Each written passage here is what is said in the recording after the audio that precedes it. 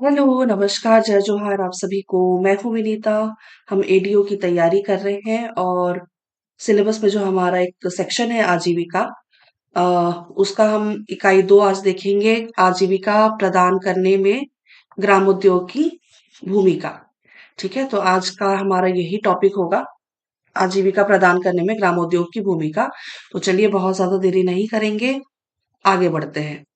ठीक है, हम पिकासो की बुक देख रहे हैं। पिकासो की अ, अनिल दीक्षित के सर है, सॉरी, क्या बोलना चाह रही हूँ, अनिल दीक्षित सर की बुक है पिकासो, है ना। उससे उसी बुक से हम ये सिलेबस कवर कर रहे हैं। ठीक है, तो चलिए, आई गेस सब लोगों को दिख रहा होगा ये। तो ग्रामोद्योग को किस श्रेणी श्रेणी में रखा गया है ना।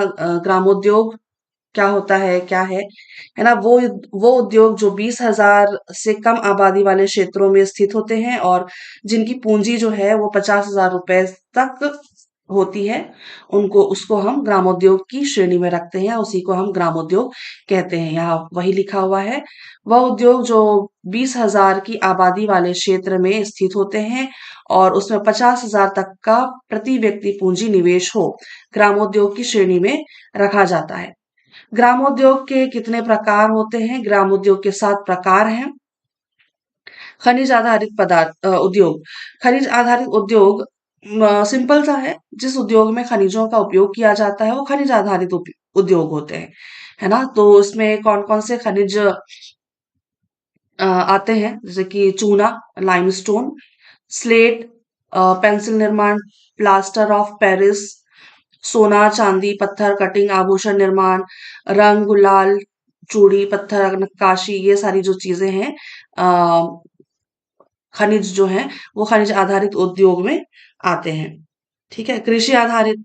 तो कृषि आधारित क्या है? तो कृषि से संबंधित जो कच्चे माल होते हैं उनका उपयोग, मतलब खेती से जुड़े कच्चे माल का उपयोग करने वाले उद्योग को क्या कहते हैं हम?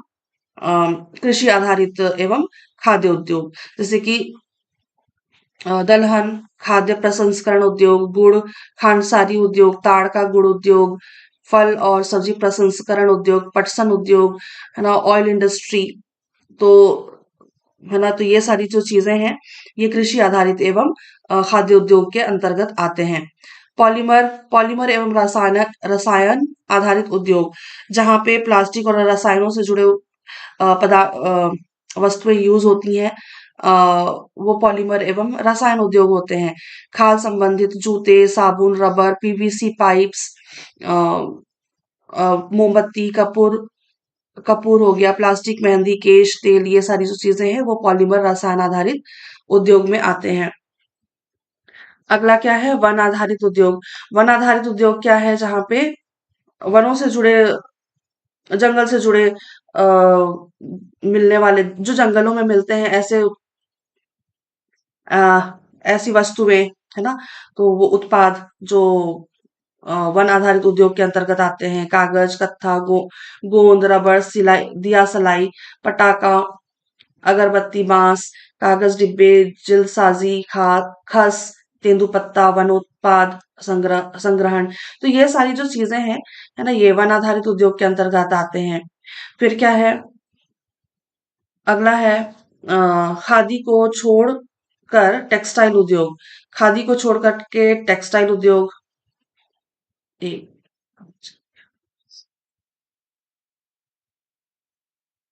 तो यहाँ पे लिखा हुआ है, हथकरघा सामान, है ना, जैसे हथकरघा वाले सामान, सूत कताई, ये सारी जो चीजें हैं, ये खादी मतलब टेक्सटाइल में उपयोग होते हैं, है ना, कपड़ा वगैरह। ठीक है, कपड़ा या फिर हाथ से निर्मित कपड़े। ठीक है, तो ये सारी जो चीजें हैं वो खादी को छोड़ करके, यानी कि टेक्सटाइल इंडस्ट्री, है ना, टेक्सटाइल उद्योग में काम आते हैं। इंजीनियरिंग व गैर परंपरागत ऊर्जा उद्योग, जैसे कि इसमें क्या आते हैं?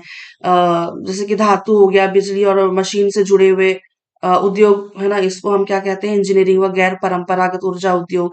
एल्यूमिनियम बर्तन का उपयोग किया जाता है, बायोगैस, सजावटी बल्ब, बोतल, ग्लास, छाता, पीतल, कांस्य बर्तन, मोटर बाइंडिंग, पवन ऊर्जा उपकरण। तो ये सारी जो चीजें हैं, ये इंजीनियरिंग व गैर परंपरागत ऊर्जा उद्योग के अंतर्गत आते हैं। सेवा सेवा उद्योग, सेवा क्रियाएं, ये क्या होती हैं? इसमें जो लोगों की सेवा देने का कार्य करते हैं, व्यवसाय जिनका होता है ना? ऐसे व्यवसाय को हम क्या सेवा उद्योग कहते हैं, या सेवा सर्विस इंडस्ट्री। तो इसमें कौन आते हैं? धोबी, नाई, बिजली, वायरिंग, मरम्मत, निर्माण, शिक्षा और चिकित्सा। तो ये सारी जो चीजें हैं, ये सेवा क्रियाओं में आते हैं। यहाँ पे थोड़ा सा दिख नहीं रहा है नीचे में, मैं आपको पढ़ करके बताती हूँ। कृषि उद्योग, कृषि ग्रामोद्योग के अंतर्गत नहीं आता। कृषि जो है वो ग्रामोद्योग के अंतर्गत नहीं आता, ये डेटा है, याद रखिएगा। और कृषि उत्पाद ग्रामोद्योग से जुड़े उद्योग, कृषि उत्पाद ग्रामोद्योग के अंतर्गत आता है। यहाँ पे लिखा हुआ है कृषि उत्पाद ग्रामोद्योग के अंतर्गत आता है। इसका मतलब कि कृषि उत्पाद से जुड़े हुए उद्योग जो अ, कृषि से जुड़े, कृषि उत्पन्न उत्पाद है ना, वो ग्रामोद्योग के अंतर्गत आते हैं। तो ये 2 पॉइंट यहाँ पे लिखे हुए हैं। यहाँ पे वो भी नहीं हो रहा है कि मैं इसको जूम करके आपको दिखा पाऊं। ठीक है। बाकी यहाँ पे यही लिखा हुआ है, कृषि ग्रामोद्योग के अंतर्गत नहीं आता, और कृषि उत्पाद ग्रामोद्योग के अंतर्गत आता है, ये लिखा हुआ है। ठीक है, चलिए अगला स्लाइड हम देखते हैं।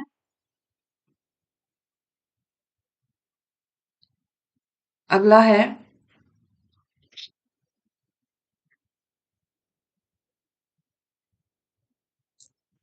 ग्रामोद्योग व खादी व ग्रामोद्योग आयोग। खादी और अ, ग्रामोद्योग आयोग।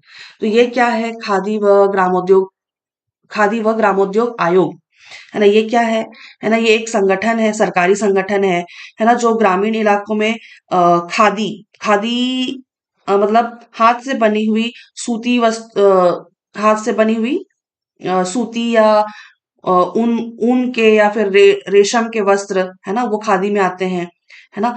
तो ऐसे खादी, है ना, और छोटे उद्योगों को बढ़ावा देने का काम करता है क्या? ग्रामोद्योग आयोग, खादी और ग्रामोद्योग आयोग, है ना? तो इसका मेन पर्पस क्या होता है खादी व ग्रामोद्योग आयोग का?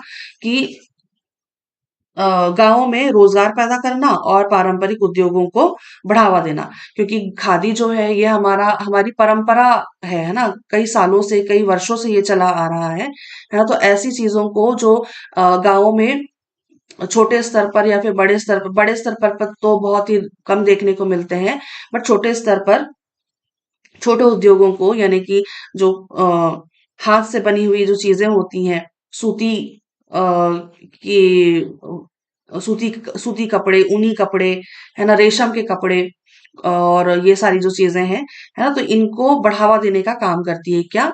खादी व ग्रामोद्योग आयोग। ठीक है, तो इसका गठन कब किया गया था? है ना, इसका गठन हुआ था अप्रैल 1957 में। अप्रैल 1957 में इसकी स्थापना की गई। पुनर्गठन कब हुआ था इसका? 19 जुलाई 2006। 19 जुलाई 2006 में इसका पुनर्गठन किया गया। इसका मुख्यालय कहाँ है?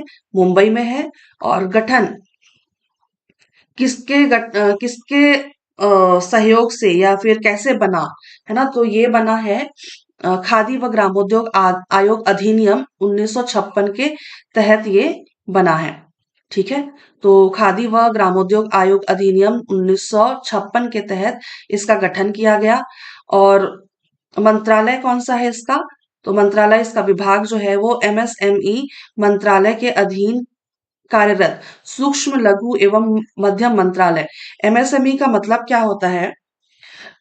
एमएसएमई का मतलब है micro small and medium enterprises. ठीक है, micro small and medium enterprises सूक्ष्म लघु एवं मध्यम मंत्रालय। ठीक है, तो एमएसएमई क्या होता है? एमएसएमई आज अभी आप लोग पता नहीं बजट वगैरह सुनते हैं या नहीं।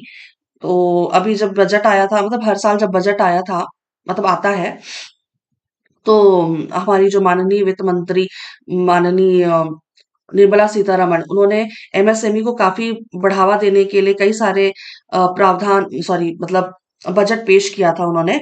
तो बजट का एक्चुअल मतलब क्या होता है, ये छोटे और जो मीडियम स्तर के व्यवसायों के लिए मतलब एक तरह से भारत सरकार द्वारा बनाई गई एक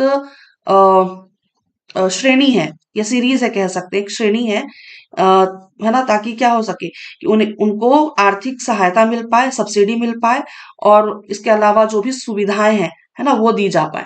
तो सूक्ष्म लघु और मध्यम मंत्रालय का काम यही है कि वो छोटे उद्योगों को बढ़ावा दे, सब्सिडी दे, आर्थिक सहायता दे। तो बहुत सारी क्राइटेरियाज हैं इसके, है ना। तो बिजनेस बढ़ाने के लिए इसका काम, मतलब इसको दिया जाता है। मतलब इसका काम ये है कि अ, सरकार क्या करती है कि कम ब्याज पर, है ना, इनको लोन दे देती है। और नया जो स्टार्टअप वगैरह करते हैं ना, जो नए बिजनेस स्टार्ट करने वाले होते हैं, स्टार्टअप करने वाले, तो उनको बढ़ाने में काफी मदद करता है एमएसएमई। ठीक है। तो अगला क्या है, अगला है क्षेत्रीय कार्यालय। इसका क्षेत्रीय कार्यालय कहाँ कहाँ है? दिल्ली में है, भोपाल में है, बैंगलोर में है, कोलकाता में है, मुंबई में है और गुवाहाटी में है। क्षेत्रीय कार्यालय, ठीक है, दिल्ली, भोपाल, बैंगलोर, कोलकाता, मुंबई और गुवाहाटी। इसका उद्देश्य क्या है, मेन पर्पस क्या है? ग्रामीण इलाकों में खादी एवं ग्रामोद्योग की स्थापना और विकास करने के लिए योजना बनाना, प्रचार करना, सुविधाएं और सहायता प्रदान करना। तो यहाँ पे सिंपल सा ही लिखा हुआ है, गाँव में खादी और छोटे उद्योगों को शुरू करवाना और बढ़ावा देना इनका काम है, मेन पर्पस है। योजनाएं बनाना, प्रचार करना और सुविधाएं और सहायता प्रदान करना, ये एक पर्पस है इनका, है ना। ग्रामीण, इसके अलावा, है ना, सिंपल सा है कि क्या होगा इससे कि ग्रामीण लोगों को आर्थिक है ना, आर्थिक दृष्टि से आत्मनिर्भर बनाना और रोजगार के मौके पैदा करना। ठीक है। तो ये सारी जो चीजें हैं, ये खादी व ग्रामोद्योग आयोग का मेन पर्पस है। ठीक है। अगला क्या है, खादी एवं ग्रामोद्योग आयोग की संरचना। एक मिनट ना,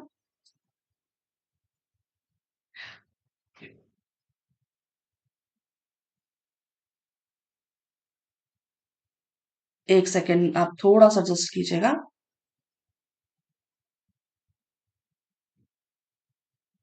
ठीक,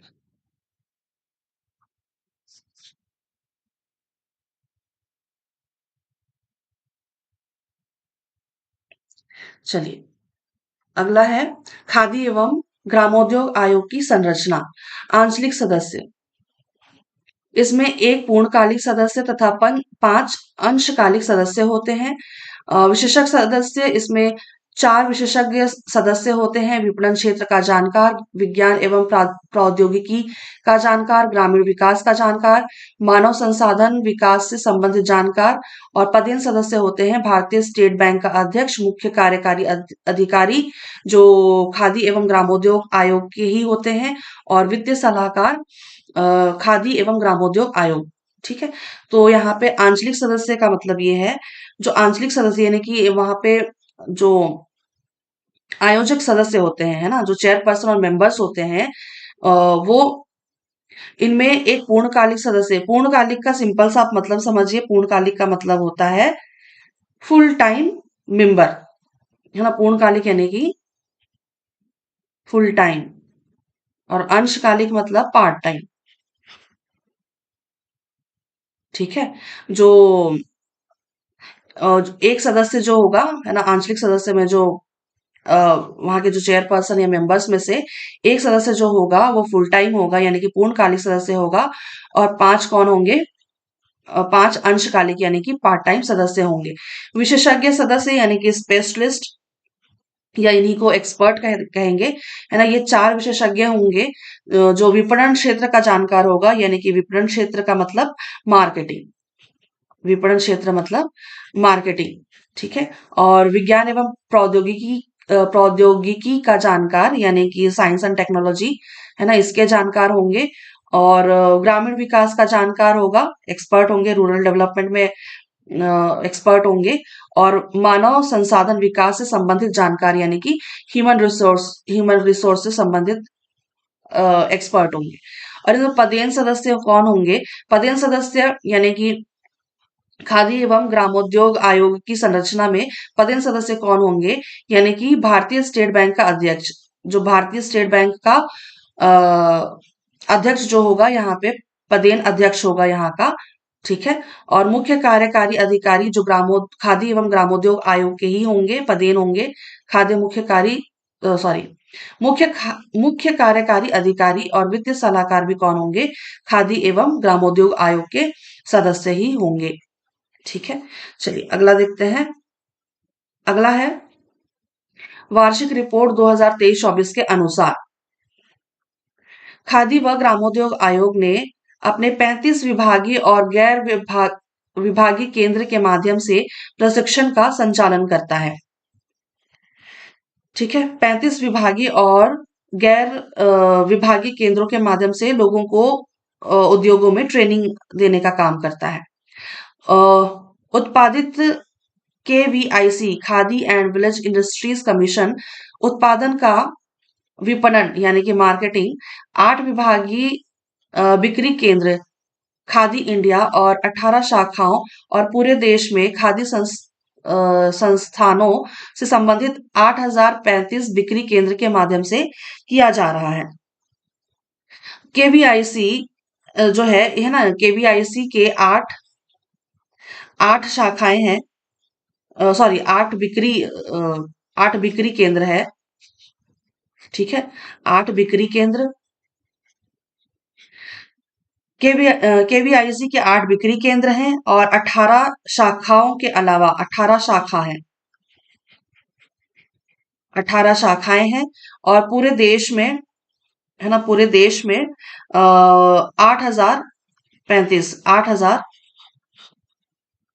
8,035 बिक्री केंद्र खादी के उत्पाद बेचे जा रहे हैं। ठीक है। और इसके अलावा 2496 से अधिक खादी संस्थान काम कर रहे हैं। इस गतिविधि में 4,98,000 से अधिक परिवार जुड़े हुए हैं। इसमें 80% से अधिक महिला कारीगर हैं। 80% से अधिक महिला कारीगर हैं। 4,98,000 परिवार इस गतिविधि से जुड़े हुए हैं, मतलब इससे काम, मतलब इस उसमें काम कर रहे हैं। ठीक है। और 2,496 से अधिक खादी संस्थान है। 8,035 बिक्री केंद्र हैं, और 18 शाखाएं हैं। 8 और KVIC के विभागीय बिक्री केंद्र कितने हैं? 8 विभागीय बिक्री केंद्र है। ठीक है। 8 विभागीय बिक्री केंद्र, 18 शाखाएं और पूरे देश में 8,035 बिक्री केंद्र हैं। ठीक। चलिए अगला देखते हैं। आई गेस यहाँ पे आपको चीजें याद हो गई होंगी, अब समझ आ गया होगा।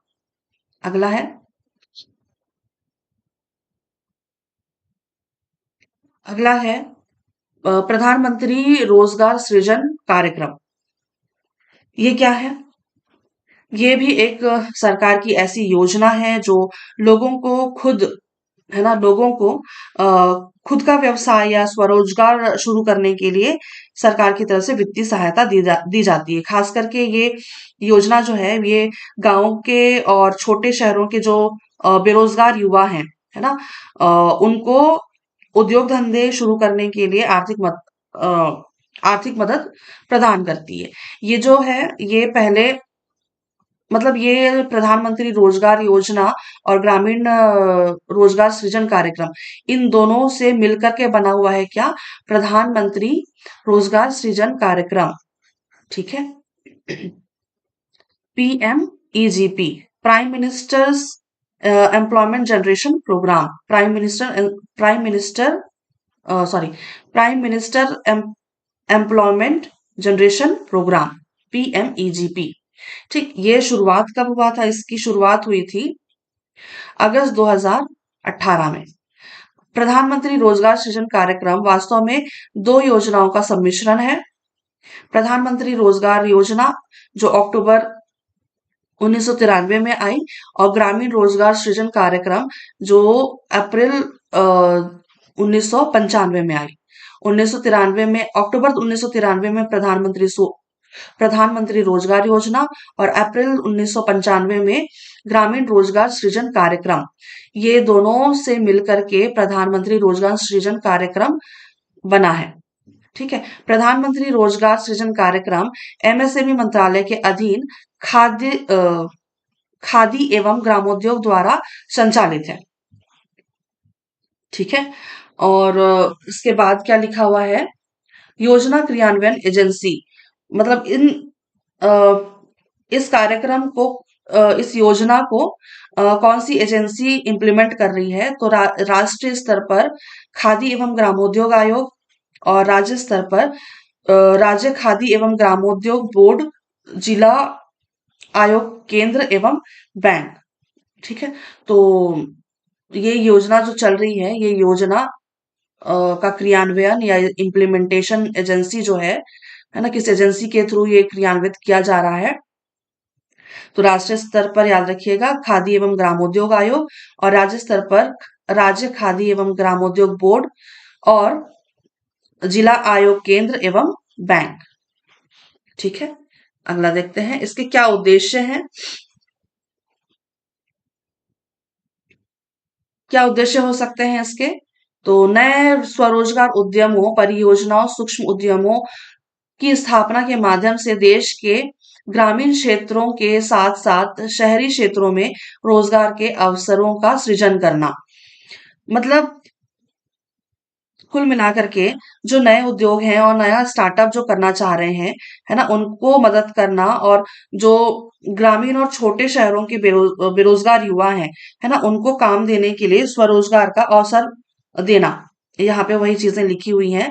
व्यापक रूप से दूर दूर फैले परंपरागत कारीगरों, ग्रामीण व शहरी बेरोजगार युवाओं को एक साथ लाना, और तब तक संभव हो उन और तक संभव हो उनके स्थान पर ही उन्हें स्वरोजगार के अवसर उपलब्ध कराना। मतलब ये नहीं कि ये वही चीजें हैं, मतलब सिंपल सी बात है ना, अगर ग्रामीण युवाओं को, है ना, ग्रामीण युवाओं को यहीं पे, मतलब अपने ही क्षेत्र में, अपने ही गांव में अगर उनको कोई रोजगार मिल रहा है, या वो खुद का स्वरोजगार स्टार्ट करना चाह रहे हैं, है ना, बिजनेस, स्वरोजगार मिल रहा है, तो वो अपना गांव छोड़ करके शहर की तरफ क्यों पलायन करेंगे, है ना, शहर की तरफ क्यों जाएंगे, अगर उनको गांव में ही बहुत सारी चीजें मिल जा रही हैं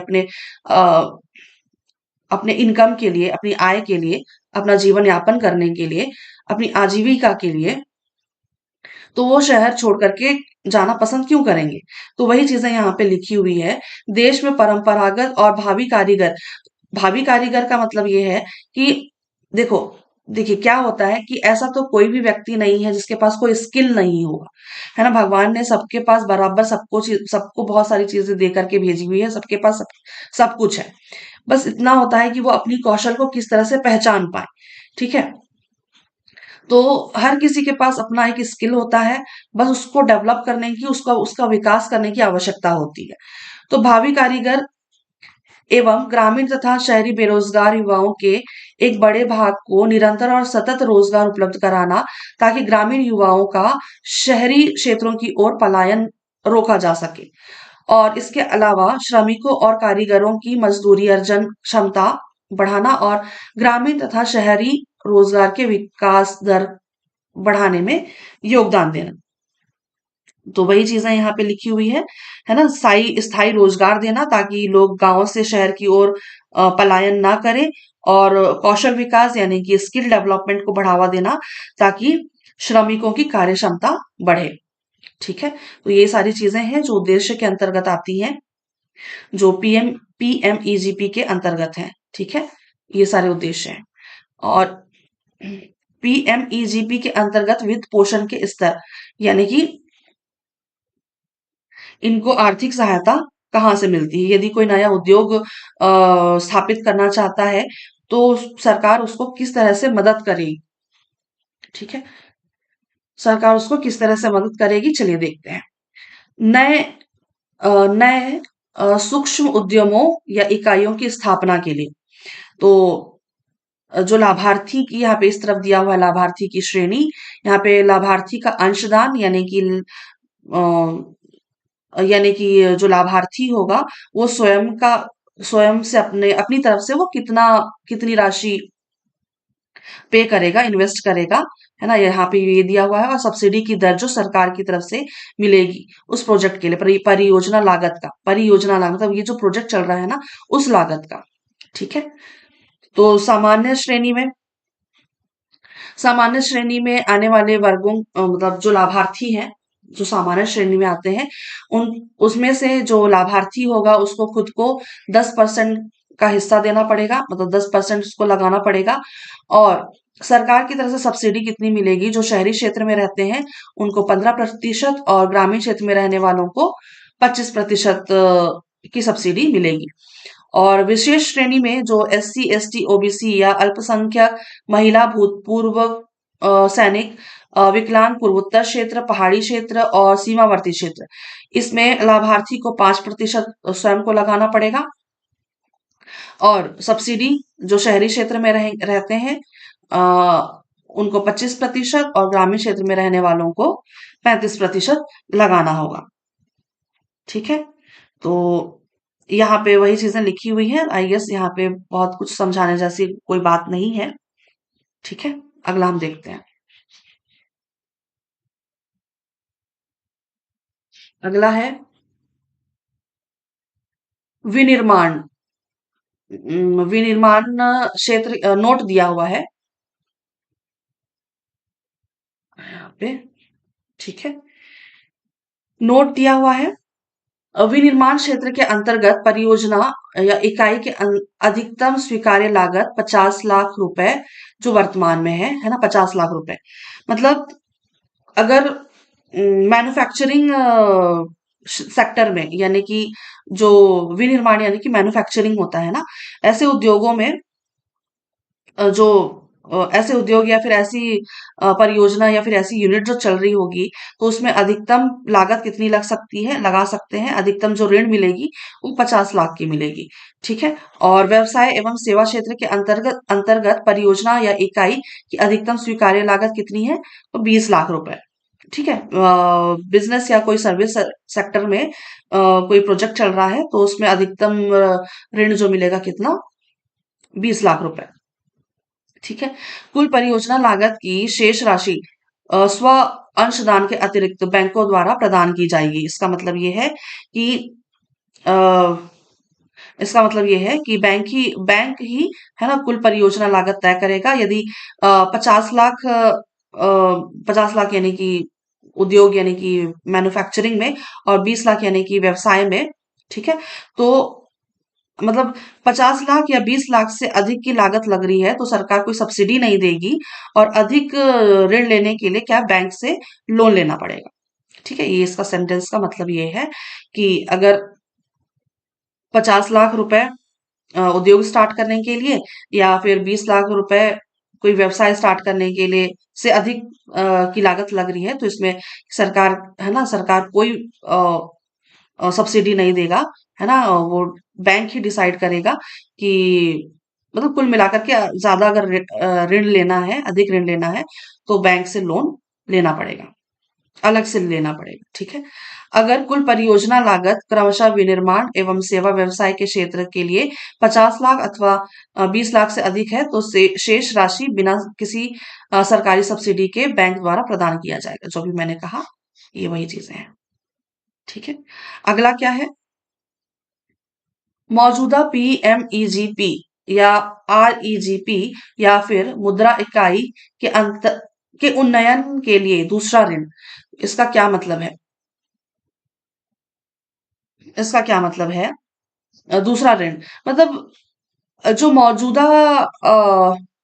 मौजूदा यूनिट बोला गया है ना, जो ऑलरेडी पीएमईजीपी या फिर आरईजीपी या फिर मुद्रा योजना जो चल रही है उसके थ्रू अगर किसी को पहले से ही जो ऋण मिल चुका है ना, तो उसके लिए, उसके विस्तार के लिए जो दूसरा ऋण यहाँ पे प्रोवाइड कराना है उसके बारे में यहाँ पे दिया हुआ है।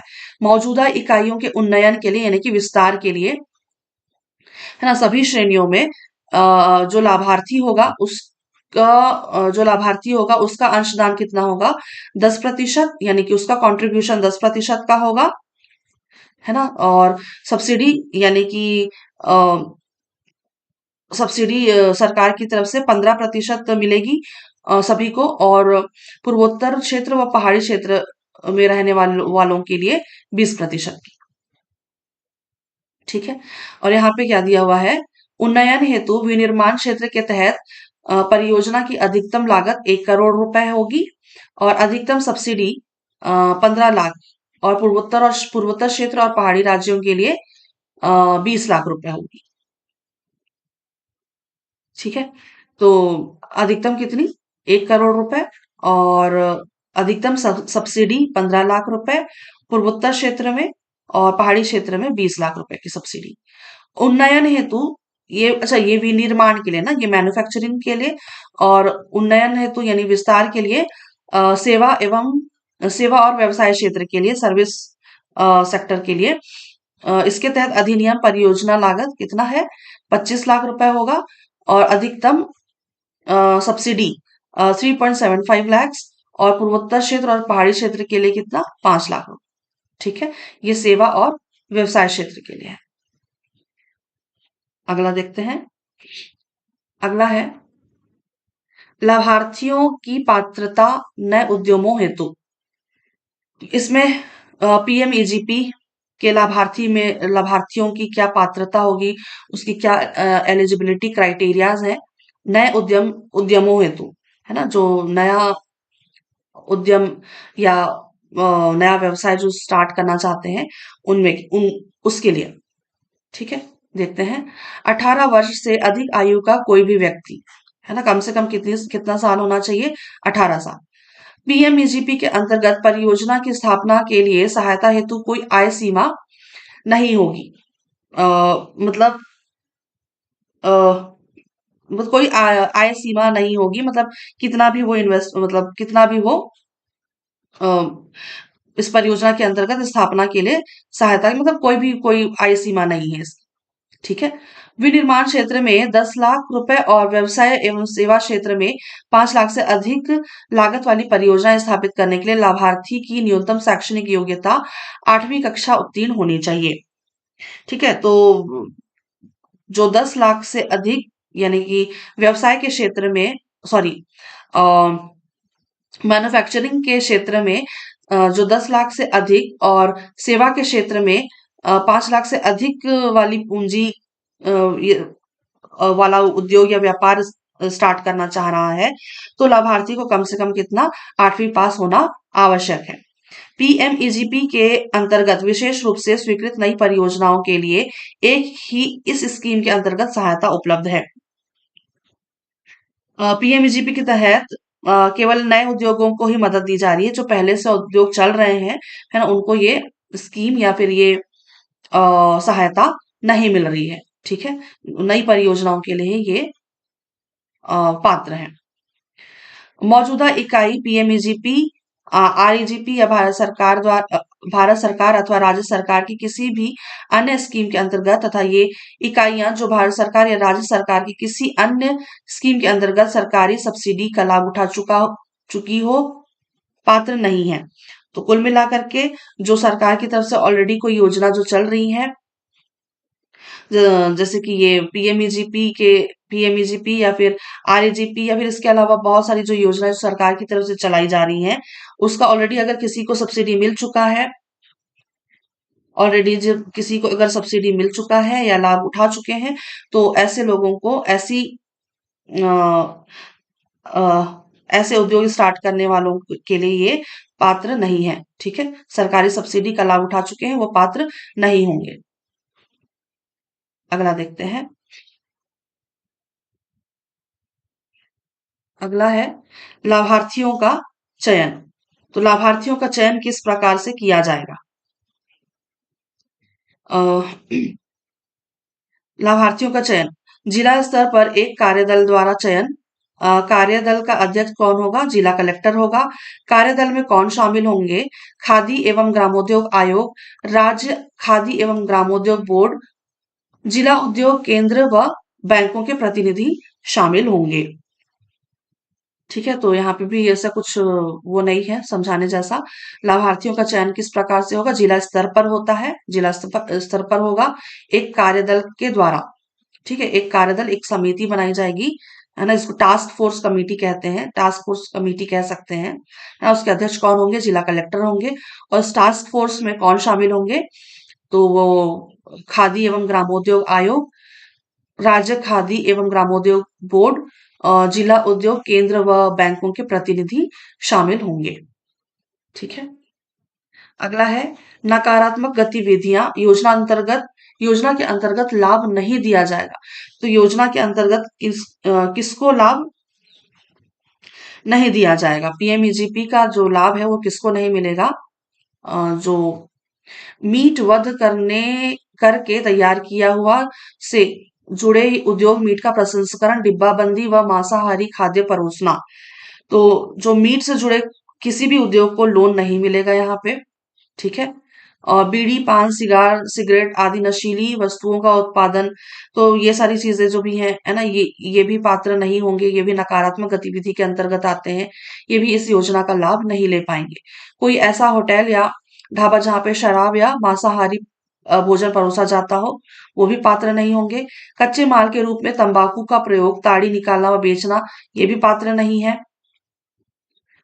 चाय, कॉफी, रबर आदि जैसे फसलों, बागानों की खेती से जुड़े कई उद्योग, व्यापार, रेशम पालन, बागवानी, फूलों की खेती, तो ये भी जो चीजें हैं, है ना, ये भी नकारात्मक गतिविधियों के अंतर्गत आते हैं। ये भी नहीं इसका लाभ उठा पाएंगे। मत्स्य पालन, सुकर पालन, मुर्गी पालन जैसे पशुपालन से जुड़ा कोई भी व्यापार उद्योग, तो ये भी अ, नकारात्मक गतिविधि में आता है, ये भी लाभ नहीं उठा पाएंगे। 20 माइक्रोन से कम मोटाई वाली पॉलीथीन की थैलियों का विनिर्माण इत्यादि, तो ये जो 20 माइक्रोन से कम मोटाई वाली पॉलीथीन का विनिर्माण, मतलब यहाँ पे सीधी सी बात है कि इससे नुकसान हो रहा है ना पर्यावरण को, है ना, पर्यावरण को भी नुकसान हो रहा है। और कई मतलब ऐसे मैन्युफैक्चरिंग सेंटर्स जहाँ पे भाई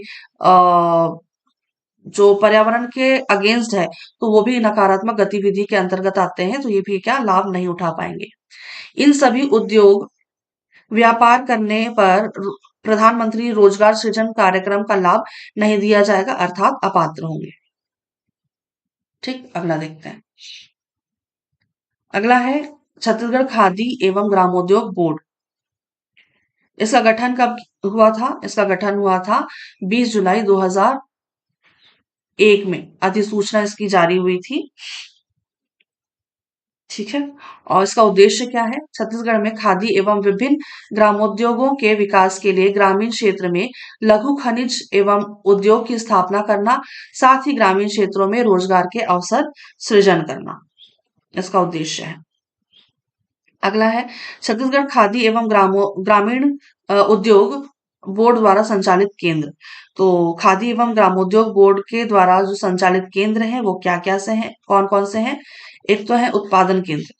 उत्पादन केंद्र यहाँ पे छत्तीसगढ़ में 9 उत्पादन केंद्र संचालित हैं। कहाँ कहाँ पे? तो तिफरा, हरदी बाजार, सारागांव जो जांजगीर चांपा में है, कुंवरगढ़ रायपुर, गरियाबंद मैनपुर, भगत देवरी जो महासमुंद में है, और देवरबीजा, डिमरापाल बस्तर। तो ये 9 केंद्र हैं, 9 उत्पादन केंद्र हैं जो छत्तीसगढ़ की खादी एवं ग्रामीण उद्योग बोर्ड के द्वारा संचालित है। अगला देखते हैं। अगला है अगला है कला केंद्र। कला केंद्र क्या है? कला केंद्र ग्रामोद्योग बांस शिल्प केंद्र जगदलपुर में संचालित है, जहां बांस के उत्पादन एवं फुटकर की बिक्री की जाती है। जगदलपुर स्थित बांस शिल्प केंद्र का नाम पंडित दीनदयाल उपाध्याय ग्रामोद्योग शिल्प केंद्र रखा गया है। बांस शिल्प जगदलपुर स्थित बांस शिल्प केंद्र का नाम पंडित दीनदयाल उपाध्याय ग्रामोद्योग शिल्प केंद्र रखा गया है। इस केंद्र में आदिवासी महिलाओं के माध्यम से आदिवासी संस्कृति की कलात्मक वस्तुएं तैयार की जाती है।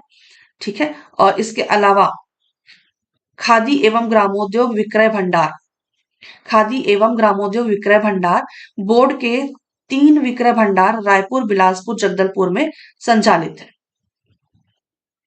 ठीक है। अगला देखते हैं छत्तीसगढ़ हस्तशिल्प बोर्ड, छत्तीसगढ़ हस्तशिल्प विकास बोर्ड। ये क्या है? अ, हस्तशिल्प का मतलब आपको पता है, हाथ से बने सामान, है ना? इसको ये कुल मिलाकर के इसका उद्देश्य क्या है? हस्तशिल्प के क्षेत्र में चहुमुखी विकास, विस्तार, संरक्षण, समानता एवं पुरानी हुई शिल्पों को प्रशिक्षण के माध्यम से पुनर्जीवित करना और अधिक से अधिक शिल्पियों को प्रशिक्षण प्रदान करना। पारंपरिक और या गैर पारंपरिक शिल्पियों को प्रशिक्षण के माध्यम से स्थापित करना। तो सिंपल सा यहाँ पे लिखा हुआ है, जो हस्तशिल्प है उसको बचाना, बढ़ावा देना और विकसित करना। पुराने समय से जो चली आ रही हस्तशिल्प कलाएं हैं उनको संरक्षित करना और नई पीढ़ी को भी सिखाना। ठीक है? और पारंपरिक और गैर पारंपरिक जो हस्तशिल्प है ना, उसको उनको प्रशिक्षण देना। ठीक है? यहाँ पे दिया हुआ है ना, प्रशिक्षण या प्रशिक्षण देना और सहायता देना, ताकि क्या होगा, नए जो हस्तशिल्प कारीगर हैं उन अ, नए हस्तशिल्प कारीगरों को उनके रोजगार के लिए बढ़ावा मिल पाएगा। ठीक है? तो हम लोग जब स्कूल में थे ना, तो हम लोगों को हस्तकला वगैरह हम लोग जमा किया करते थे। हम लोगों से क्या, रुमाल वगैरह बनाते थे, है ना, हाथ से। रुमाल में वो सिलाई कढ़ाई, सिलाई हो गया, कढ़ाई हो गया, सिलाई कढ़ाई, कढ़ाई होता है कि कढ़ाई होता है, तो वो फूल वगैरह रुमाल वगैरह में बनाते थे। तो हम लोग मतलब हम लोग जो थे, हम लोगों को हस्तकला या हस्तशिल्प के बारे में बहुत सारी चीजें हम लोगों को सिखाई गई थी। आज का जनरेशन शायद हस्तकला वगैरह में इतना इंटरेस्टेड नहीं है, या फिर स्कूलों में भी आजकल ऐसा कोई इस तरह का कोई हस्तकला नहीं होता है ना। बाकी हम लोग उससे की टेबल क्लॉथ वगैरह बनाते थे, है ना। चादर में एक ब्लैंक चादर होता था, उसमें हम लोग सिलाई करते थे, कढ़ाई करते थे, और पावदानी बनाना, ये सब काम हम लोग, मम्मी लोगों का, वो पुरानी पुरानी जो साड़ियां होती थी, उसको अभी भी लोग वक्त बनाते हैं। ये सारी चीजें, मफलर बनाना, ये सारे जो काम होते थे वो भी एक हस्तकला ही है ना। हस्तशिल्प, उसको भी हम हस्तकला में ही लेते हैं। ठीक है? तो वो सारी जो चीजें हैं, तो हाँ, और इसके अलावा टियारा वगैरह बनाना, है ना, क्रिश्चियंस वेडिंग में, और मुकुट वगैरह जो होता है, माला वगैरह, तो ये सारी भी है ना हस्तकला में आती है, हस्तशिल्प में आती है। तो ये सब पुरानी चीजें हैं, है ना। तो ऐसी चीजों को बढ़ावा देना, मतलब उसको अच्छे लेवल पे प्रशिक्षण देने का काम करती है क्या, छत्तीसगढ़ हस्तशिल्प विकास बोर्ड। ठीक है? और इसके बाद क्या लिख दिया हुआ है, हस्तशिल्प विकास बोर्ड द्वारा संचालित प्रशिक्षण योजना। प्रशिक्षण को अत्यधिक प्रभावी बनाने के लिए 3 स्तरों में प्रशिक्षण प्रदान किया जाता है। तो पहला बुनियादी प्रशिक्षण है, जो 3 माह के लिए दिया जाता है। द्वितीय उन्नत प्रशिक्षण, उन्नत प्रशिक्षण का मतलब जो अ, जिनके पास ऑलरेडी स्किल है, यानी कि हायर स्किल ट्रेनिंग इसको कह सकते हैं, है ना। द्वितीय उन्नत प्रशिक्षण ये 4 महीने के लिए होती है। तृतीय तकनीकी प्रशिक्षण, यानी कि एडवांस लेवल में टेक्निकल, है ना, प्रशिक्षण, ये कितने माह की होगी? ये 2 माह की होगी। बुनियादी यानी कि बेसिक, है ना, बेसिक ट्रेनिंग कितनी 3 महीने की होती है। उन्नत प्रशिक्षण यानी कि थोड़ा सा एडवांस लेवल में, थोड़ा सा एडवांस मतलब अ, जिसके पास ऑलरेडी स्किल है, जो ऑलरेडी जिनको मालूम है थोड़ा बहुत, है ना, उनको थोड़ा सा और गाइड करना, उनको उस तरीके से ट्रेनिंग देना, यानी कि थोड़े से हायर लेवल में। तो वो कितने महीने की? 4 माह की होगी। और थोड़ा उससे भी अधिक, यानी कि एडवांस लेवल में, ठीक है, तकनीकी ट्रेनिंग, यानी कि एडवांस लेवल की टेक्निकल प्रशिक्षण जो होगी, वो कितने महीने की होगी? 2 महीने की। ठीक है? तो इसके बाद है उन्नत उपकरण सहायता। पारंपरिक एवं प्रशिक्षण हस्तशिल्पियों को स्थापित करने के लिए 5,000 रुपए अनुदान प्रदान किया जाता है। 5,000 रुपए तक की सहायता दी जाती है, जिससे कारीगर क्या करते हैं, पारंपरिक और आधुनिक हस्तशिल्प तकनीकों को सीख सकें और अपना व्यवसाय स्थापित कर पाए। उन्नत उन्नत उपकरण सहायता, कर्मशाला एवं निर्माण सहायता, मतलब कर्मशाला यानी कि कार्यशाला, यानी कि वर्कशॉप। ठीक है? अ, उसके कंस्ट्रक्शन के लिए, या मतलब उसको बनाने के लिए, कर्मशाला या वर्कशॉप बनाने के लिए जो सहायता राशि है ना, वो 10,000 रुपए, अधिकतम 10,000 रुपए का अनुदान कर्मशाला निर्माण हेतु सहायता प्रदान की जाती है। तो 10,000 रुपए तक की सहायता राशि दी जाती है अपना कार्यशाला या फिर वर्कशॉप बनाने के लिए। ठीक है। अगला हम देखते हैं छत्तीसगढ़ माटी कला बोर्ड। माटी कला बोर्ड क्या है? ये इसका गठन कब किया गया था? माटी कला बोर्ड का मतलब है जो मिट्टी से संबंधित कला। ठीक है। लाइक बहुत सारी चीजें बनती है ना मिट्टी से, बहुत मतलब आर्ट आर्ट एंड क्राफ्ट, बहुत सारी चीजें होती हैं, टेराकोटा, मिट्टी कला बोर्ड। ठीक है। तो इसका गठन कब किया गया था? 14 मार्च 2012। और ये कार्यशील, मतलब ये कब से इसका कार्य स्टार्ट हुआ था, काम स्टार्ट हुआ था? तो 13 अगस्त 2012। गठन 14 मार्च 2012, कार्यशील 13 अगस्त 2012। अगला देखते हैं।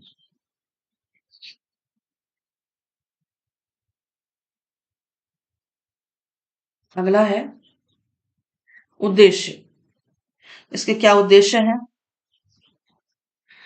पारंपरिक माटी शिल्पकारों के सर्वांगीण विकास के लिए योजनाबद्ध कार्यक्रम के माध्यम से उद्यमिता कौशल विकास विकसित करना। तो मिट्टी के जो कारीगर हैं उनका विकास करना और उनके कौशलों को सुधारना, इसका उद्देश्य है, मेन पर्पस है। ठीक है।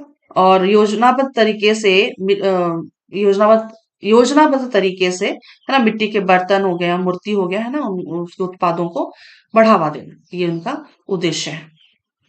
अगला है छत्तीसगढ़ माटी कला बोर्ड द्वारा संचालित। छत्तीसगढ़ माटी कला बोर्ड द्वारा संचालित क्या क्या है, चलिए देखते हैं। कुंभकार टेराकोटा योजना, कुंभकार टेराकोटा योजना, ये चल रही है। ये है प्रदेश के माटी शिल्पियों को 31 दिसंबर 2020 तक 6,481 नग विद्युत चौक, विद्युत चाक, चाक नहीं, सॉरी, चौक नहीं है, चाक है, निःशुल्क वितरण किया गया है।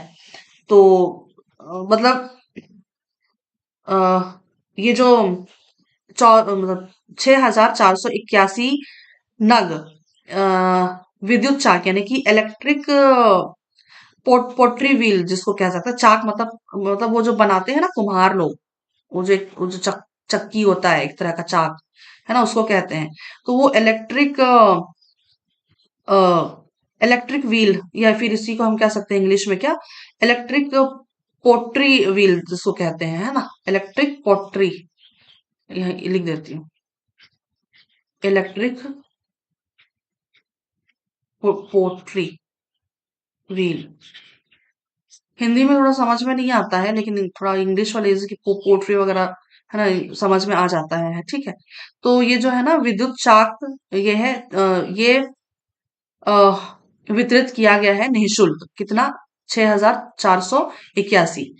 ठीक है। तो कब तक किया गया है? 31 दिसंबर 2020 तक। ठीक है। इसके अलावा ग्लेजिंग यूनिट की स्थापना। ग्लेजिंग यूनिट क्या है? ग्लेजिंग यूनिट की स्थापना 2014-15 में शुरुआत की गई। इसके अतिरिक्त, सॉरी, इसके अंतर्गत कप, प्लेट, थाली, कटोरी, किचनवेयर, कुल्हड़, पानी का बोतल आदि का निर्माण किया जाता है। के ठीक है। तो ये ग्लेजिंग एक वो है, मतलब इसी तरह का, जस्ट ये आप लोग चाइनीज व्लॉग वगैरह देखते होंगे क्या यूट्यूब में?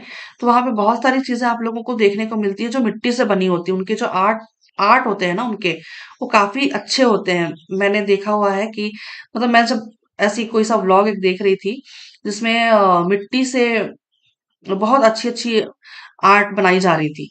तो कप वगैरह, प्लेट वगैरह, थाली, कटोरी, कप, उनका जो, चाइनीज लोग चाय के बहुत शौकीन है ना, तो क्या बोलते हैं उसको, वो जो यार क्या बोलते हैं, जो वो ऐसा बना होता है जिसमें इस तरफ ढक्कन, फिर यहाँ से मतलब चाय भरते हैं, फिर कप में डाला जाता है, उसको क्या बोलते हैं, है ना? तो उस तरह का बहुत सारी चीजें है ना, वो बनाते हैं वो लोग। तो तरह तरह का उनका जो, मतलब उस मिट्टी में आर्ट होता है वो ना काफी खूबसूरत होता है।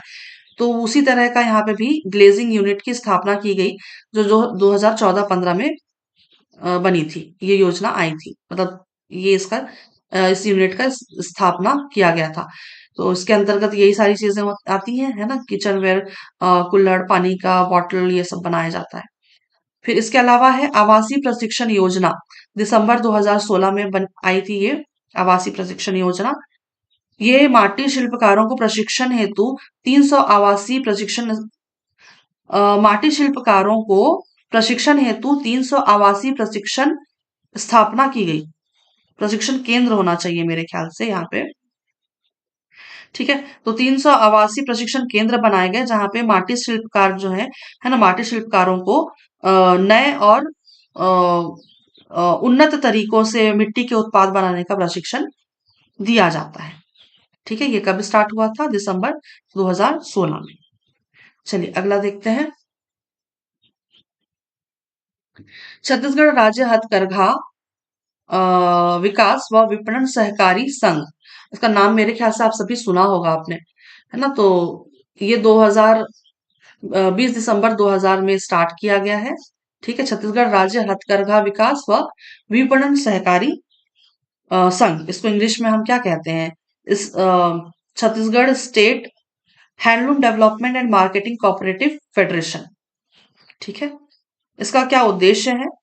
बुनकरों को अ, हथकरघा बुनाई के तकनीक को और अधिक विकसित करने व उत्पादों के विपणन की सुविधाएं उपलब्ध कराना। तो मतलब बुनकरों की जो तकनीक में सुधार, है ना, बुनकरों जो बुनकर होते हैं ना, उनके अ, अ, तकनीकों में सुधार और उनके उत्पादों के विपणन यानी कि मार्केटिंग में सुविधा देना, इसका उद्देश्य है इनका। किसका? राज्य हथकरघा विकास और विपणन सहकारी संघ का। ठीक है, तो अगला है बुनकर समितियों को विपणन सुविधा प्रदान करने हेतु शोरूम की स्थापना व संचालन। तो बुनकर समितियों के जो प्रोडक्ट्स हैं, उनके जो उत्पाद हैं, उनको बाजार में बेचने के लिए शोरूम खोलना, उनकी स्थापना करना, ये भी एक पर्पस है। ठीक है, और राज्य के हथकरघा उत्पादों के प्रदर्शन व विक्रय के लिए एक्सपो व प्रदर्शनी का आयोजन। तो एग्जीबिशन, प्रदर्शनी, है ना, जो बुनकर है उनके उत्पादों को बेचने में क्या मदद मिलेगी। तो हथकरघा हैंडलूम, आपने ना अगर आप रायपुर में रहते हैं तो भाटागांव चौराहे के पास जो कौन सा मैदान है वो, अ, कोई सा भाटागांव चौराहे के पास एक मैदान है, मैदान का नाम याद नहीं आ रहा है मुझे। वहां पे हैंडलूम का एग्जीबिशन लगा रहता है। मैं हर साल देखा करती थी वहां पे हैंडलूम, बहुत, मैं कभी गई नहीं अंदर, बट वहां पे मोस्टली हर साल काफी लंबे समय तक वहां पे ना वो लगा होता है। तो इस तरह से प्रदर्शनी वगैरह लगाना, हाँ, उसका संचालन भी यही करता है राज्य हथकरघा विकास और व विपणन सहकारी संघ। ठीक है, तो ऐसे प्रदर्शनी वगैरह लगाए जाते हैं ताकि वहां पे जो उनकी जो प्रदर्शनी है या फिर जो एग्जीबिशन है, उससे अ, उनके जो बुनकर हैं उनके उत्पादों को बेचने में मदद मिलती है। वर्तमान में 248 बुनकर सहकारी समिति हथकरघा संघ के सदस्य हैं। 248 बुनकर सहकारी समिति, 248 बुनकर सहकारी समितियों को संघ में जोड़ा गया है। ठीक है, कोसा वस्त्र उत्पादन, कोसा वस्त्र उत्पादन कहाँ पे है, चल रहा है, चलता है जांजगीर चांपा में और रायगढ़ में। सूती वस्त्र उत्पादन, सूती वस्त्र का उत्पादन कहाँ होता है? रायपुर, बलौदा बाजार, महासमुंद, दुर्ग, बालोद, राजनांदगांव, धमतरी, बस्तर और सरगुजा में। ठीक, अगला क्या है? अगला है मुख्यमंत्री रोजगार सृजन कार्यक्रम। मुख्यमंत्री रोजगार सृजन कार्यक्रम, इसकी शुरुआत कब हुई थी? 2017-18 में इसकी शुरुआत हुई थी। प्रावधान क्या है इसके? तो योजना के अंतर्गत परियोजना लागत राशि सेवा क्षेत्र में 1 लाख रुपए, सेवा क्षेत्र में 1 लाख रुपए और विनिर्माण क्षेत्र में 3 लाख रुपए की राशि तथा अनुदान राशि की सीमा 35% है। तो कुल मिलाकर के यहाँ पे ये कहा गया है कि जो सेवा क्षेत्र में जो जो अनुदान दिया जाएगा, जो राशि दी जाएगी, वो 1 लाख रुपए की है सेवा क्षेत्र में, 1 लाख रुपए, और विनिर्माण के क्षेत्र में 3 लाख रुपए की राशि। और तथा इसके अलावा अनुदान राशि की जो सीमा है, यानी कि जो सब्सिडी की जो सीमा है, है ना, राशि की, वो है कितना? 35%। ठीक है, चलिए अगला देखते हैं। अगला है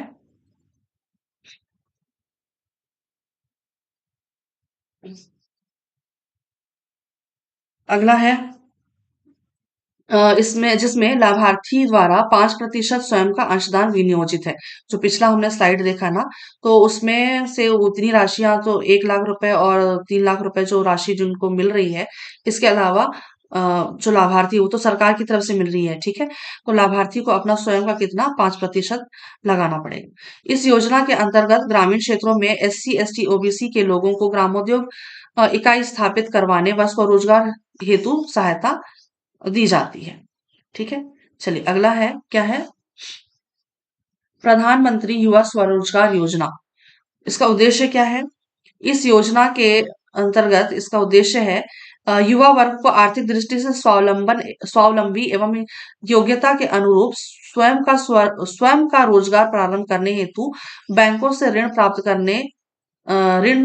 होने संबंधी समस्याओं का निराकरण करने।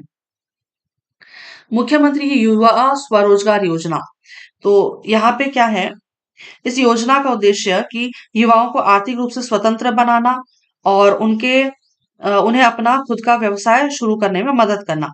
लेकिन जो इस योजना के तहत युवाओं को बैंक से जो ऋण लेने में परेशानियां होती है ना, जो ठीक है, ऋण होने में जो संबंधित परेशानियां जो समस्याएं होती हैं, तो इसको दूर करने, जो कठिनाइयां होती है उसको दूर करने का पर्पस है किसका, मुख्यमंत्री युवा स्वरोजगार योजना का। इसमें लाभार्थी या फिर बेनिफिशियरीज कौन होंगे, तो राज्य के बेरोजगार युवा इसके लाभार्थी होंगे। संबंधित विभाग, इससे संबंधित कौन सा विभाग है, तो वाणिज्यिक एवं उद्योग विभाग, जो छत्तीसगढ़ शासन का है, छत्तीसगढ़ शासन का वाणिज्यिक विभाग, वाणिज्यिक एवं उद्योग विभाग। इसमें कौन पात्र होंगे, साधारण सा है ना, छत्तीसगढ़ का मूल निवासी हो, 8वीं कक्षा उत्तीर्ण हो, केवल बेरोजगार युवा एवं युवतियां ही आवेदन कर सकते हैं। आवेदक की आयु 18 से 35 वर्ष होनी चाहिए। आवेदक के परिवार की आय 3 लाख रुपए से अधिक नहीं होनी चाहिए। तो ये कुछ क्राइटेरियाज हैं, है ना, जो मुख्यमंत्री युवा स्वरोजगार योजना के अंतर्गत आते हैं। ऋण की सीमा यानी कि परियोजना लागत का विनिर्माण के क्षेत्र में 25 लाख रुपए, सेवा के क्षेत्र में 10 लाख रुपए और व्यवसाय के क्षेत्र में 2 लाख रुपए है।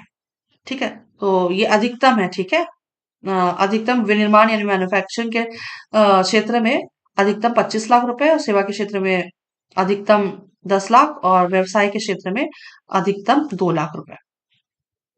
अगला देखते हैं। अगला है छत्तीसगढ़ की प्रमुख योजना एवं कार्यक्रम। तो छत्तीसगढ़ की प्रमुख योजनाएं हैं जो चल रही हैं, तो देखते हैं। मतलब ये कला से संबंधित है ना, जो भी योजनाएं हैं छत्तीसगढ़ की प्रमुख योजनाएं एवं कार्यक्रम, ये कला से संबंधित है। तो क्या है, स्वर्गीय बिसाहू दास महंत पुरस्कार योजना, ये क्या है ना, बुनकरों के कला कौशल व उत्कृष्ट डिजाइन को प्रोत्साहित करने हेतु प्रतिवर्ष एक बुनकर को 2 लाख रुपए पुरस्कार या निर्णायक मंडल की अनुशंसा पर अधिकतम 2 बुनकरों को 1-1 लाख रुपए का पुरस्कार दिया जाता है। तो ये जो योजना है, इसमें बुनकरों की कला और डिजाइनिंग कौशल को प्रोत्साहित करने के लिए बनाई गई है। ठीक है, और हर साल एक बुनकर को 2 लाख रुपए, और यदि जो निर्णायक मंडल है, जो अ, निर्णायक मंडल जो निर्णय लेते हैं कि किनको पुरस्कार दिया जाए, अगर निर्णायक मंडल यह अनुशंसा करता है कि उस किसी मतलब निर्णायक मंडल की अनुशंसा पर अधिकतम 2 लोगों को ये पुरस्कार दिया जा सकता है, 1-1 लाख रुपए। अगला है राज राजेश्वरी करुणा माता प्रोत्साहन पुरस्कार। ये क्या है, ये सूती वस्त्र का उत्पादन करने वाले 2 बुनकरों को दिया जाता है, और 2 बुनकरों को, है ना, 1-1 लाख रुपए की पुरस्कार राशि दी जाती है। इसके अलावा है पुरस्कृत बुनकरों को मासिक आर्थिक सहायता, है ना, जो राष्ट्रीय या राज्य स्तर पर हथकरघा वस्त्र बुनाई में पुरस्कृत बुनकर, जो ऑलरेडी जिनको पुरस्कार दिया जा चुका है हथकरघा वस्त्र बुनाई में, ठीक है, तो ऐसे बुनकरों को जिसकी आयु 60 वर्ष या अधिक हो गया हो, को 5,000 रुपए मासिक सहायता दी जाएगी प्रति माह, 5,000 रुपए की राशि दी जाएगी। पुरस्कृत बुनकर के मरणोपरांत उसके पति या पत्नी को 3,000 रुपए प्रति माह की सहायता राशि दी जाएगी। ठीक है, अगर कोई बुनकर है, उसकी उसकी मृत्यु हो जाती है, तो उसकी पत्नी या पति को 3,000 रुपए प्रति माह दिया जाएगा। पुरस्कृत बुनकर की वार्षिक आय 2.5 लाख रुपए से अधिक ना हो। जो बुनकर है, उनकी जो वार्षिक आय है, वो 2.5 लाख रुपए से अधिक ना हो। तो ये जो पुरस्कृत बुनकरों को मासिक आर्थिक सहायता दी जाने वाली जो क्राइटेरियाज हैं, वो ये सारी हैं। ठीक है, अगला देखते हैं। अगला है अगला है शासकीय विभागों में हथकरघा वस्त्र प्रदाय। जो शासकीय विभाग हैं, जो उनको हथकरघा वस्त्र जिनको प्रदान किया जाता है, वो किसके द्वारा किया जाता है? हथकरघा व्यापारी विपणन संघ के द्वारा किया जाता है। नेशनल हैंडलूम एक्सपो एवं और हथकरघा प्रदर्शनी 2018-19 में रायपुर में आयोजित भारत सरकार और राज्य सरकार द्वारा संचालित होती है। जैसे मैंने भी थोड़ी देर पहले बताया, वो नेशनल हैंडलूम एक्सपो जो भाटागांव चौराहे के पास एक जो मैदान है, वहां पे लगता है। स्पेशल नेशनल हैंडलूम एक्सपो और हथकरघा प्रदर्शनी 2018-19 में भोपाल में आयोजित किया गया था। अगला है ग्रामोद्योग रेशम। तो यह है रेशम इंडस्ट्री से संबंधित है। ठीक है, यानी कि सिल्क इंडस्ट्री। रेशम को इंग्लिश में क्या कहते हैं? सिल्क कहते हैं। ठीक है, तो छत्तीसगढ़ में 2 प्रकार के रेशम उत्पादन होता है। एक तो मलबरी और टसर। संचालित योजनाएं हैं इसमें: पालित डाबा टसर ककून उत्पादन योजना, नैसर्गिक बीज प्रगुणन एवं कोसा संग्रहण योजना, टसर धाराकरण योजना, मलबरी रेशम विकास व विस्तार योजना। ये योजनाएं हैं जो यहाँ पे छत्तीसगढ़ में हमारे चल रही हैं। टसर डाबा सॉरी पालित डाबा टसर ककून उत्पादन योजना, नैसर्गिक बीज प्रगुणन एवं कोसा संग्रहण योजना, टसर धाराकरण योजना, मलबरी रेशम विकास व विस्तार योजना। ये योजनाएं हैं जो हमारे छत्तीसगढ़ में चल रही है।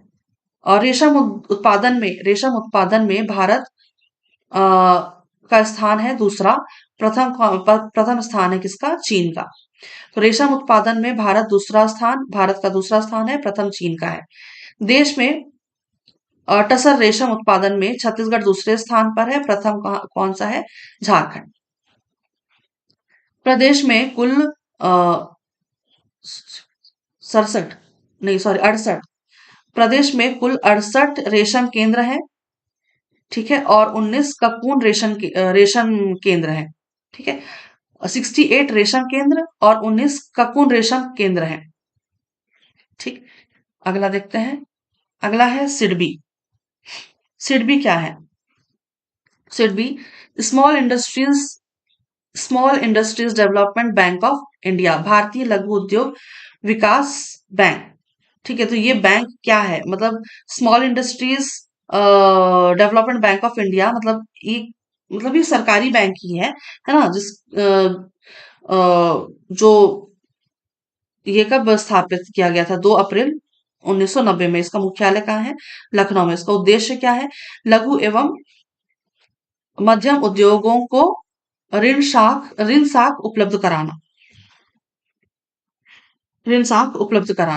ठीक है, और इनका कार्य क्या है? छोटे सूक्ष्म लघु और मध्यम उद्यम, यानी कि एमएसएमईज कुछ क्षेत्र को बढ़ावा देने और विकसित करने के लिए सिडबी एक क्रेडिट प्लस दृष्टिकोण अपनाता है, जिसके अंतर्गत सिडबी क्रेडिट के अतिरिक्त अ, सूक्ष्म लघु और मध्यम उद्यमों यानी कि एमएसएमई को अपने प्रचार और विकासात्मक समर्थन के माध्यम से उद्यम विकास, कौशल उन्नयन, विपणन सहायता, क्लस्टर विकास, प्रौद्योगिकी और आधुनिकीकरण आदि हेतु सहयोग समर्थन देता है। तो कुल मिलाकर के इसका मतलब ये है कि इसका मतलब ये है कि जो एमएसएमई है, उनको वित्तीय सहायता या फिर लोन देने का काम कौन करता है? सिडबी करता है। ठीक है। और नई कंपनियों को या फिर नए स्टार्टअप्स को भी बढ़ावा देने का काम करता है ना, स्टार्टअप वगैरह करने में। ठीक है। और उद्योगों के विकास या उद्योगों के विकास के लिए या फिर है ना, उनके विकास के लिए टेक्नोलॉजी टेक्नोलॉजी या व्यापारिक सहायता, ठीक है, व्यापारिक सहायता प्रदान करने का काम करती है, रोजगार के नए अवसर प्रदान करती है। ठीक है।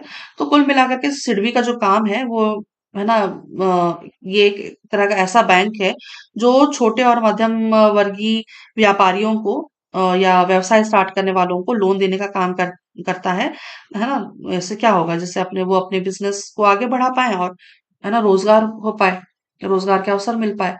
तो ये जो है ये क्रेडिट प्लस का मतलब वही है, लोन देने का काम, जिसके अंतर्गत सिडबी के अतिरिक्त एमएसएमई को भी अपने प्रचार और विकासात्मक समर्थन के माध्यम से उद्यम विकास, अ, है ना, और कौशल उन्नयन, कौशल स्किल उन्नयन मतलब विस्तार, विपणन यानी कि विपणन सहायता यानी कि मार्केटिंग हेल्प, है ना, क्लस्टर विकास, तो ये सारी चीजों में हेल्प करने का काम करता है, सहयोग देने का काम करता है कौन, सिडबी। आई गेस यहाँ पे आपको सभी चीजें समझ में आ गई होगी। मैंने थोड़ा बहुत अपनी तरफ से कोशिश की है आप सभी को समझाने की। तो आज के लिए बस इतना ही, ये जो टॉपिक था हमारा ग्रामोद्योग, तो इससे संबंधित जो भी थ्योरी थी हमने देख ली, जो भी योजनाएं थी हमने देख लिया है। चलिए फिर मैं आपसे मिलती हूँ और किसी वीडियो में। तब तक के लिए आप सभी को धन्यवाद, शुक्रिया और आभार।